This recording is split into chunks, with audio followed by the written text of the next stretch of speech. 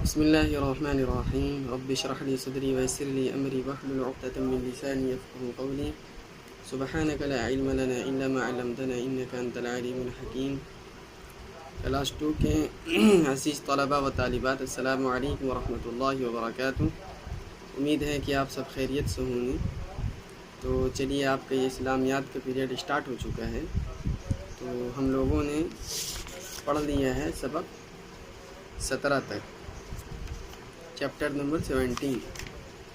تو اس کے مشق وغیرہ بھی باقی ہیں، وہ لکھا دیے جائیں گے، آپ کو بتا دیے جائیں گے. تو چلیے، آج ہم کو پڑھنا ہے سبق نمبر 18، چیپٹر نمبر 18. تو اس میں کیا ہے؟ سورہ تکاثر ہے.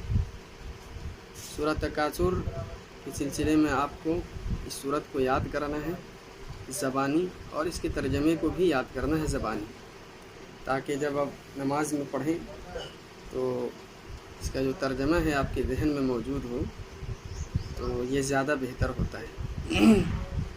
اور نماز پڑھنے کا الگ ہی مزہ ہوتا ہے جب آپ ترجمہ سمجھتے ہیں. تو چلیے، یہ سورۃ التکاثر پڑھتے ہیں.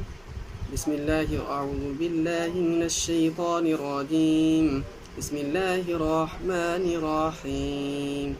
شروع کرتا ہوں اللہ کے نام سے جو بہت مہربان نہایت رحم کرنے والا ہے. الہاکم التکاثر، تم لوگوں کو زیادہ سے زیادہ ایک دوسرے سے بڑھ کر دنیا حاصل کرنے کی دھن نے غفلت میں ڈال رکھا ہے. حتی زرتم المقابر، یہاں تک کہ اسی فکر میں تم قبر کے کنارے تک پہنچ جاتے ہو. کلا سوف تعلمون، ہرگز نہیں، عن قریب تم کو معلوم ہو جائے گا.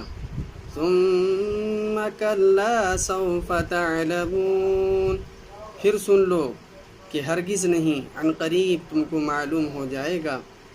کلا لو تعلمون علم الیقین، ہرگز نہیں، اگر تم یقینی علم کی حیثیت سے اس روش کے انجام کو جانتے ہوتے تو تمہارا یہ طرز عمل نہ ہوتا. لَتَرَوُنَّ الْجَحِيمَ، تم دوزخ دیکھ کر رہو گے. ثُمَّ لَتَرَوُنَّهَا عَيْنَ الْيَقِينِ،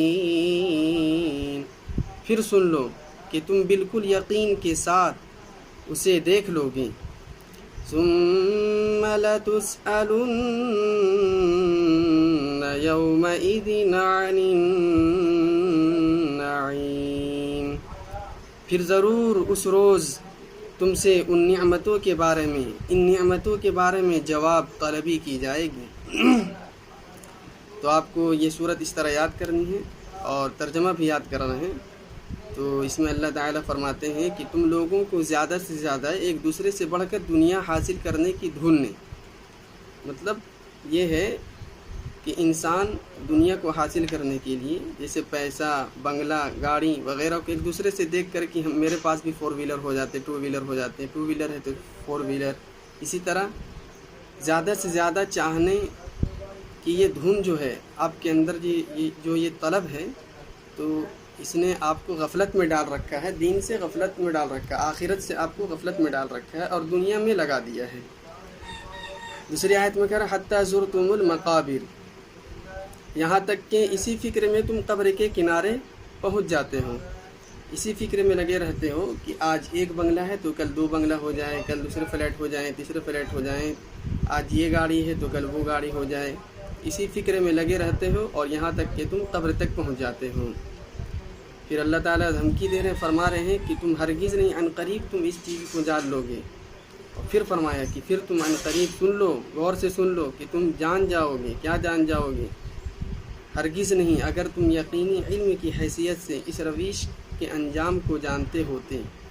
اگر آپ کے پاس یقینی علم، آپ کے اندر یقین ہوتا، اور یہ جو آپ دنیا کا جو طلب ہے آپ کے اندر، آپ اگر اس کو اچھی طریقے سے جان لیتے، یقین کے ساتھ، آخرت کے بارے میں اگر آپ جان لیں یقین کے ساتھ اور اس کو بہت گہرائی سے جان لیں، اپنے دل کے اندر سے جان لیں، تو یہ جو آپ کا طرز عمل ہے دنیا کو حاصل کرنے کا، یہ آپ کا طرز عمل نہ ہوتا، بلکہ آخرت کے طلب اور جستجو میں آپ لگ جاتے ہیں۔ لَتَرَؤُنَّ الْجَحِيمَ، پھر فرمایا اللہ تعالیٰ نے کہ تم دوزخ دیکھ کر رہو گے۔ اگر تمہارا یہ روش رہا دنیا کو حاصل کرنے کے چکر میں تم قبر تک پہنچ جاؤ اور نیکی حاصل نہ کر سکو، نیک کام نہ کر سکو گے، تو تم دوزخ کے دیکھ کر رہو گے۔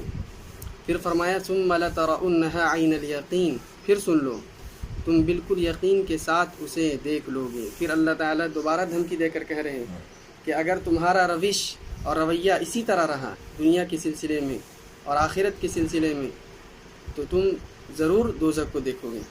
ثُمَّ لَتُسْأَلُنَّ يَوْمَئِذٍ عَنِ النَّعِيمِ، پھر ضرور اس روز تم سے نعمتوں کے بارے میں جواب طلبی کی جائے گی۔ جتنی بھی اللہ تعالیٰ نے آپ کو نعمتیں عطا کی ہیں اس کے بارے میں آپ سے سوال کیا جائے گا کہ آپ نے اس کو کس طرح استعمال کیا، کس طرح یوز کیا آپ نے، کیا اللہ کے راستے میں اس کو آپ نے خرچ کیا، کیا غریبوں کو مال دیا یا نہیں دیا، یا خود پر اس کو استعمال کر دیا، یا صرف اپنے ہی تک محدود رکھا۔ یہ سب آپ کے بارے میں جو اللہ تعالیٰ نے آپ کو نعمتیں دی ہیں، جیسا کہ اللہ تعالیٰ نے ایک بہت بڑی نعمت تو یہ ہے علم ہے۔ اگر اللہ تعالیٰ نے آپ کو علم دیا ہے تو اس کو چھپا کر نہیں رکھنا ہے، لوگوں کو بتانا ہے، لوگوں کو سمجھانا ہے جس کے بارے میں آپ کو دیا گیا ہے۔ اور بہت ساری نعمتیں ہیں، جس طرح اللہ تعالیٰ نے آپ کو گاڑی دی، بنگلہ دیا، شہرت دی، جو بھی دی، تو ان نعمتوں کے بارے میں بھی آپ سے سوال کیا جائے گا کہ آپ نے اس کو کس طرح یوز کیا۔ اللہ تعالیٰ نے جس طرح کہا تھا اس طرح، محمد رسول اللہ صلی اللہ علیہ وسلم نے جس طرح آپ کو بتایا تو اس طرح، یا پھر آپ نے اپنی منمانی کی زندگی گزاری ہے۔ ان سب چیزوں کے بارے میں آپ سے ضرور سوال کیا جائے گا۔ اس صورت میں بس انہی باتوں پر وآخر دعوانا الحمد للہ رب العالمین۔